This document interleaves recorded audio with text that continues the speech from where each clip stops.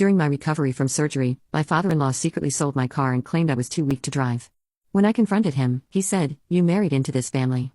You don't own anything." I smiled for the first time in weeks and said, "Good thing I never transferred the title to you." That evening, he found. I'm Daniel. I'm 38. Live in Akron, Ohio.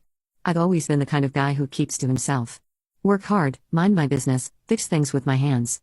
I married Melissa 5 years ago. I loved her. Still do in some ways, but I can't say I recognize her anymore. We had a pretty quiet life until I ended up needing spinal surgery. It was a disc that slipped out, pressing against my nerves. Couldn't walk right. Couldn't sleep. Pain was my alarm clock. Pain was my bedtime. Surgery was the only option. The doctors said recovery would take time. At least 8 weeks of rest and therapy. I couldn't lift anything. Couldn't bend over, and some days I couldn't even get to the bathroom without help. Melissa was there the first few days. She took off work, helped me with meals, meds, even bathing. But she wasn't the kind of person who could sit still. She got restless. She started making excuses to leave. I need to check on Mom. Work called. I forgot I had an appointment. Eventually, she started staying gone for hours, sometimes all night. Her dad, Harold, started showing up instead. Now, Harold is a retired cop. That alone should have been a red flag. But back when I proposed, Melissa said he'd warm up to me. He never did.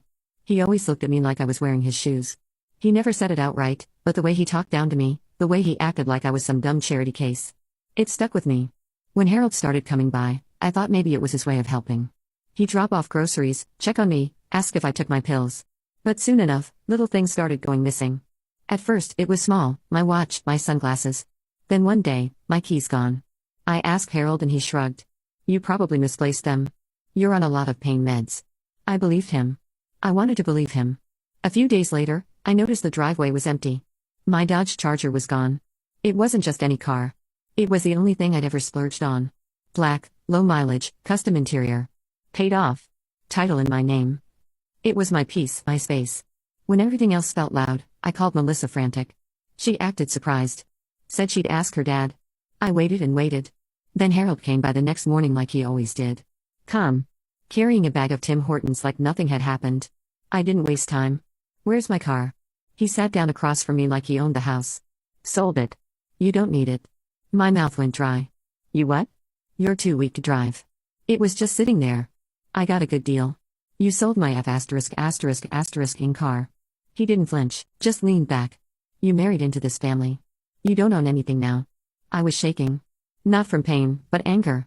This man in my house telling me I had no say over my own property. Then I remembered something. I grinned.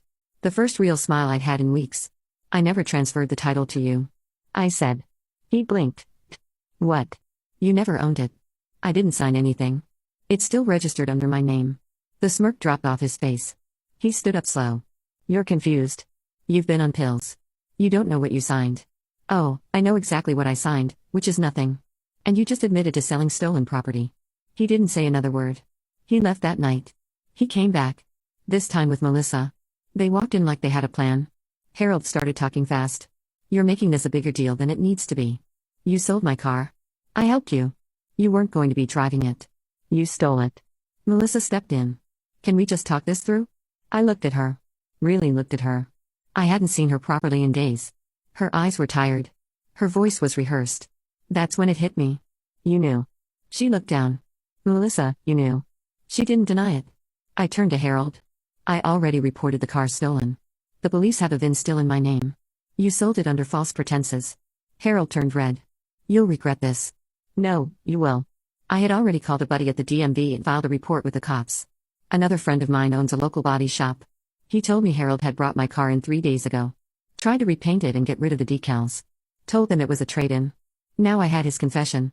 Witnesses and documentation. After they left, I locked the door. Then I changed the locks the next morning. That was just the beginning.